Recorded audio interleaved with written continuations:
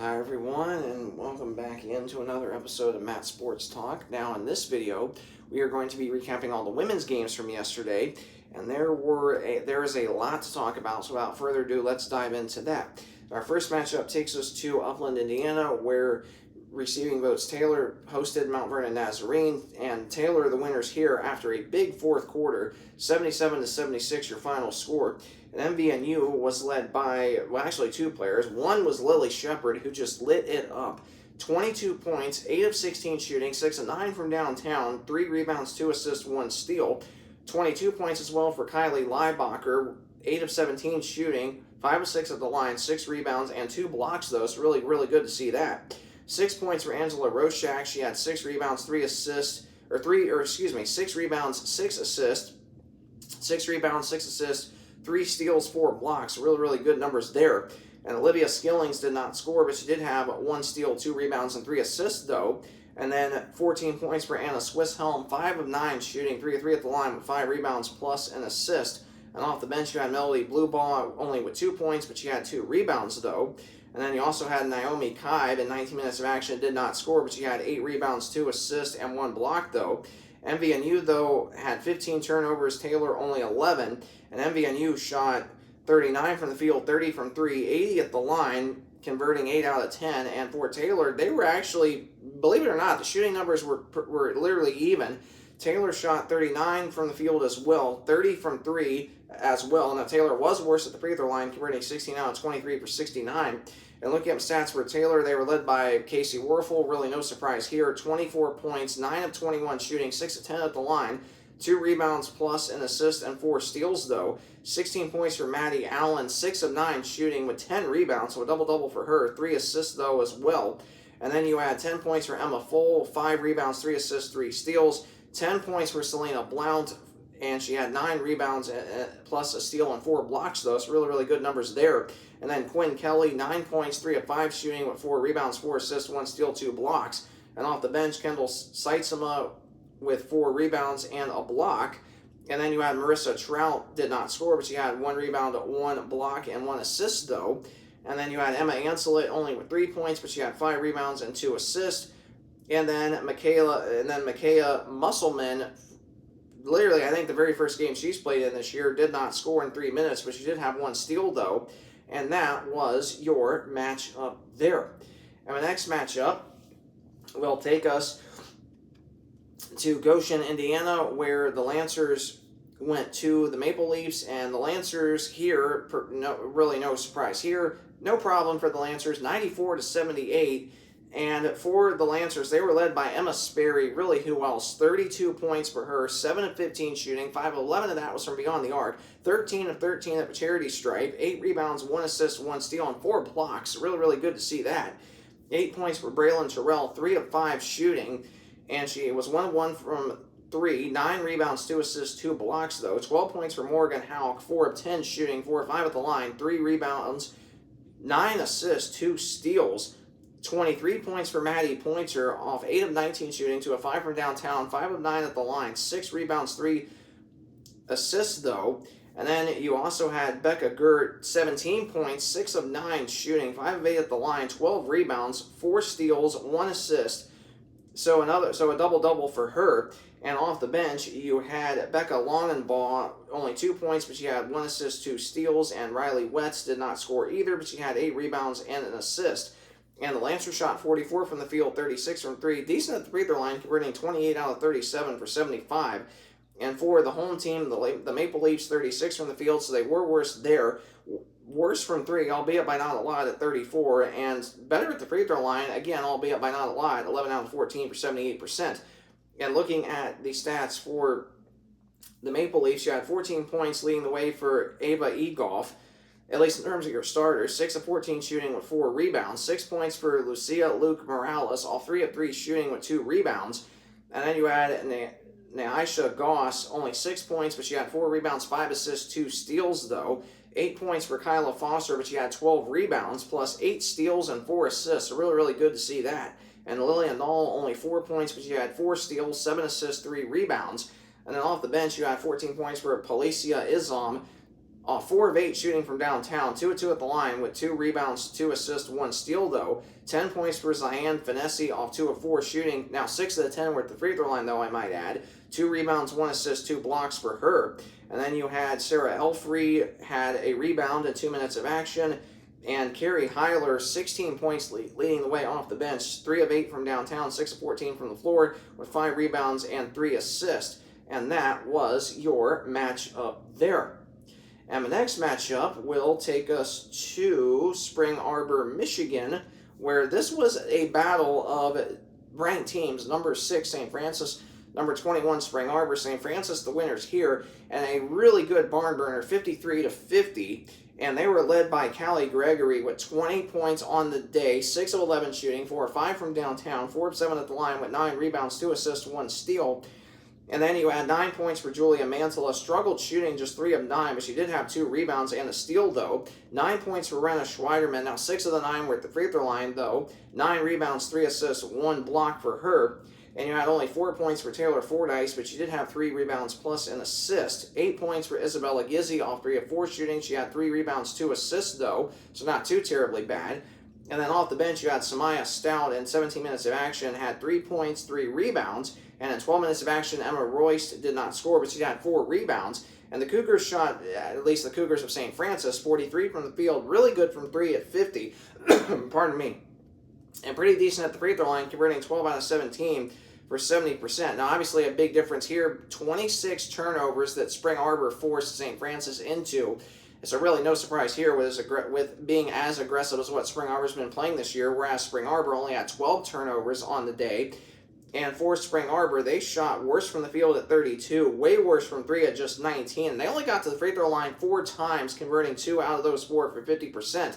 And looking up stats for the home team, Megan Zeitz, 19 points, 8 of 20 shooting. She had 2 rebounds, 1 assist, 3 steals, 1 block.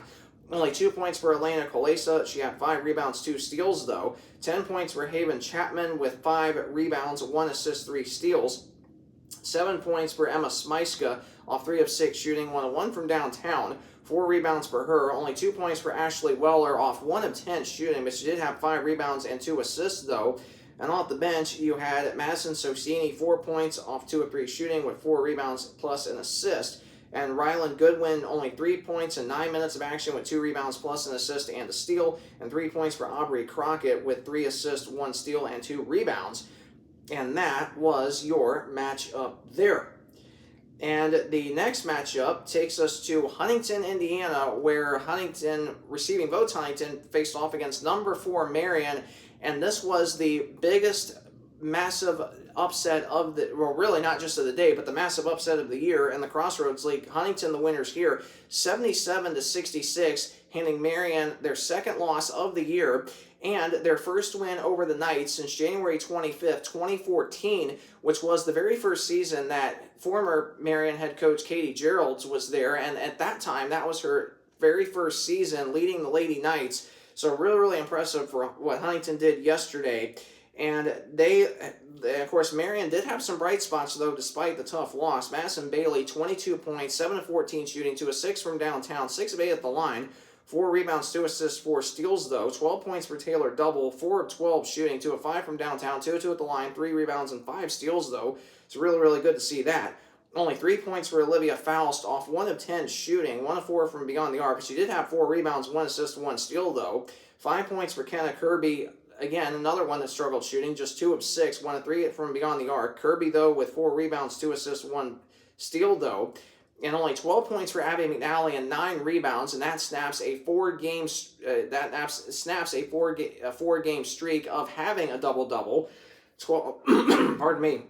But still not too terribly bad for her. Now, she did struggle shooting at just 5 of 13, but she was 2 of 3 at the line with 2 steals and 2 blocks, though. And off the bench, you had Aubrey Frank in 2 minutes of action with a rebound. 9 points for Kylie McNally off the bench, 3 of 6 shooting, 3 of 4 from downtown, 2 rebounds, though. And you also had Zoe Wheeler in 6 minutes of action, did not score, but she had 2 rebounds. And then Eva Fisher in 15 minutes of action, 1 point, which was at the free throw line, 1 rebound plus an assist and a steal. And then Emily Grimm in 11 minutes of action, 4 rebounds. And the Knights really struggled shooting 29 from the field, just 23 from 3, and struggled at the charity stripe, converting 14 out of 21 for 66. Pardon me.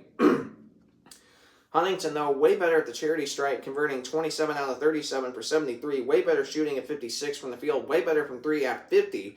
And they were led by Liv Raby, 19 points, 6 of 10 shooting, 7 of 8 at the line with 6 rebounds, 1 assist, 1 steal, though. 16 points for Addie Shank and 15 rebounds, so a double-double for her. 5 of 6 shooting, 6 of 8 at the line with 4 steals, 1 block, and 1 assist, though.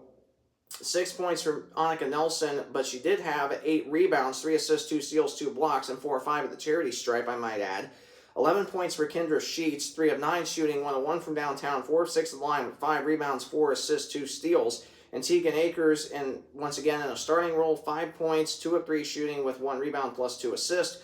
And off the bench, only 3 points for Izzy Shepard, but she had 1 steal, though. 6, and then 5 points for Lauren Merritt in just 6 minutes of action.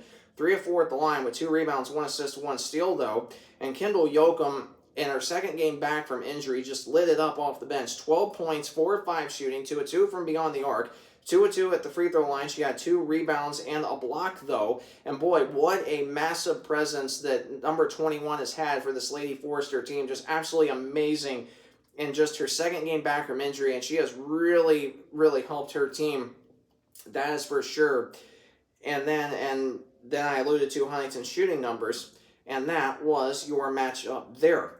And the final matchup takes us to Mishawaka, Indiana, where Indiana Wesleyan faced off against the Bethel Pilots, and the Wildcats prevailing here 67-60. Now, the Wildcats had a 20-point lead at halftime, and they were outscored in the second half 36-27, so that obviously was your major difference there. And not just that, but the Wildcats only shot 25% in the second half compared to 45% for the Pilots, so that obviously made all your difference there.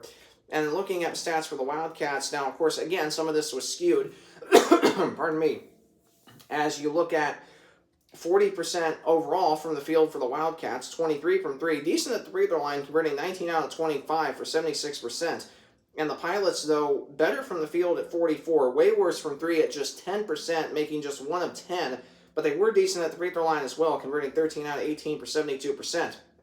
And looking at stats for the Wildcats, you had Ayla Krieger, 11 points, 4 of 10 shooting, 1 of 3 from downtown, 2 of 4 at the line, 8 rebounds, 5 assists, 1 steal, though. 7 points for Corinne Grivey, and she struggled shooting just 2 of 7. 2 of 6 of that was from downtown, though. 1 of 2 at the line with 4 rebounds, 3 assists, and a steal. And then you had only 2 points for Kylie Bettinger, but she was 2 of 2 at the line, and the 2 free throws that she hit late in the game were when they were only up by 4 points with 50 seconds left. So those obviously were 2 big free throws. And then, of course, you had 16 points for Jade Hovey, so she had a really, really good game. 5 of 9 shooting, 1 of 3 from downtown, 5 of 6 at the line, 4 rebounds and 2 steals, though.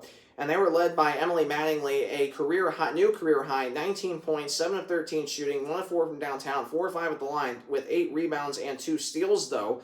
And off the bench, you had Haley Amy, had a rebound and an assist. And then Tori Thompson, only 2 points in 19 minutes of action, but she had 2 steals and an assist, though, so really, really good to see that. And then Addie Hovey, in just 8 minutes of action, did not score, but she had 1 rebound and 2 assists, though.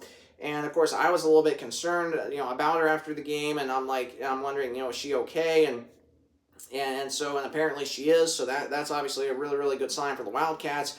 Maybe you just, you didn't want to, overplay her, so to speak, yesterday, and, you're probably going to maybe see the same thing against Goshen on Saturday. We don't know, but you definitely need somebody like Addie once you get into the heart of the second half of league play, when you host Taylor at home next Wednesday, St. Francis on the road, Huntington at home, Spring Arbor on the road. So, yeah, you're really going to need Addie for those games. So, again, I'm not surprised that she barely played yesterday. Just give her a few minutes, in some games where you really don't need her. But then, obviously, you're going to have to start her, though, and once you get into the second half of league play, when you go up against teams with a lot more size. And then continuing with players off the bench, Mila Browning, 4 points in 11 minutes of action. 2 of those were at the charity stripe, though. She had 1 steal and 1 rebound, though. And Ellie Kelleher, 3 points off the bench in 10 minutes of action. All 3 of those were at the free throw line, though. She did have 2 assists as well. And then for the Pilots, they were led by Jasmine Smith, 14 points for her, 5 of 7 shooting, 4 of 4 at the line. She was coming off of a 27-point game against Bethel on the road at Grace this past Wednesday, where she was 11 of 11 shooting. And for Smith, she had 6 rebounds and 2 steals, though. Only 1 point for Hannah Ruddle. And then you also had 8 points for Mariah Claywell. She struggled shooting at just 4 of 12, but she did have 7 rebounds, 4 assists, and 2 steals, though. So really good balanced defensive numbers there.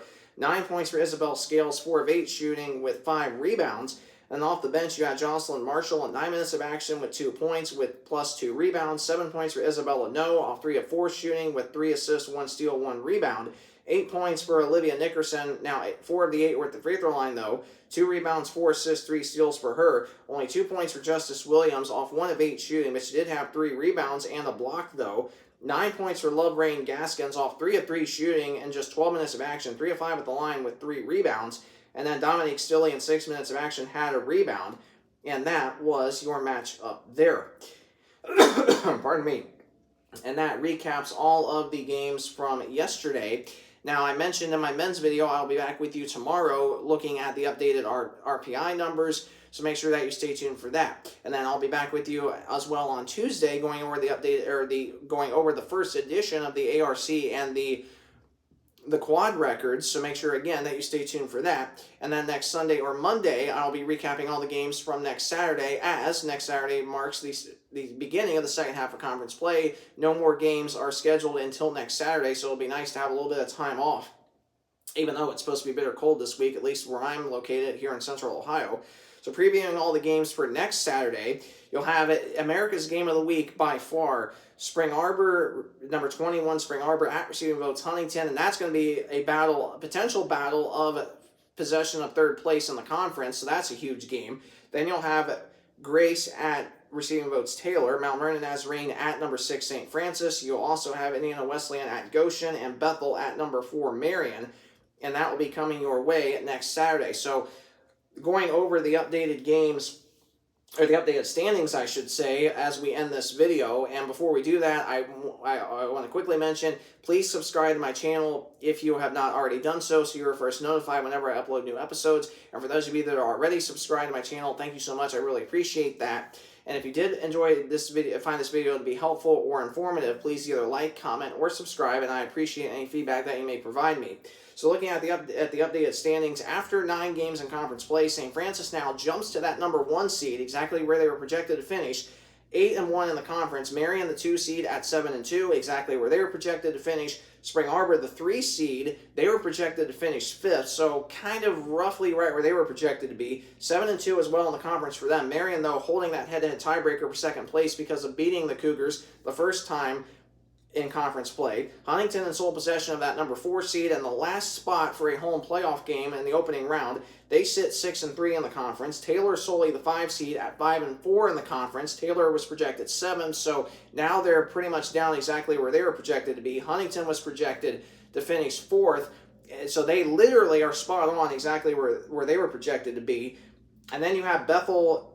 Actually, you have Indiana Wesleyan now, the 6th seed at 4-5 in the conference. The Wildcats were projected 3rd, but obviously they've had an inconsistent season, unfortunately. Plus, they've dealt with a lot of injuries as well, so that kind of explains that. But still, they still have a really good chance at getting at least a top 5 or 6 finish, despite all the struggles and inconsistencies this year, which is obviously something that it can definitely be an encouraging sign for this young team. And then you also have Bethel at 4-5 in the conference. Bethel now the 7 seed, technically, because the Wildcats beat them yesterday, so technically the Wildcats would have that head-to-head tiebreaker. So the Wildcats would be the 6 seed, Bethel would be the 7 seed at 4-5, and they would be 2 games ahead of Mount Vernon Nazarene and Grace for the final playoff spot. And right now, the final playoff spot would belong to Mount Vernon Nazarene at 2-7 in the conference. They hold that head-to-head tiebreaker over Grace, so Grace would be out of the playoffs right now due to that head-to-head tiebreaker with the Cougars. And then, of course, Goshen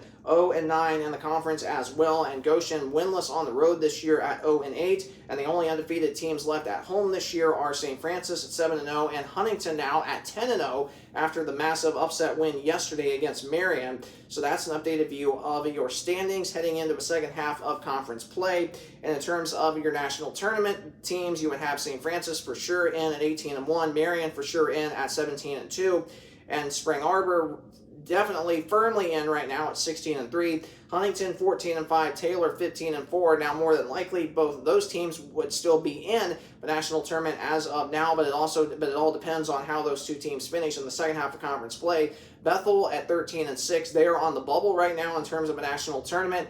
They are going to have to string together a lot more wins in the second half to even be in the running for a potential at-large bid, because they still have to play the Big Five again, and if they lose all 5 of those games, they have 11 losses, and if they won the other 4, they'd be 17-11. So for the Pilots, they are going to have to string together some wins. Even if they lose to the Big Five a second time, they would need to beat Indiana Wesleyan the second time, and they would also need to beat Grace, Mount Vernon Nazarene, and Goshen again. So, and again, they could lose to Grace. So obviously, I think for Bethel, it could come down to them playing Mount Vernon Nazarene and or Grace to have a chance at the final at-large bid, perhaps in the national tournament. It all depends as well, but it also depends on their ARC, their quad records. That's obviously really important. So it's definitely going to be interesting to see how all it plays out. That is for sure. So that is a recap of the women's games from yesterday, and I really, really hope you found it to be informative and super helpful. And if you did,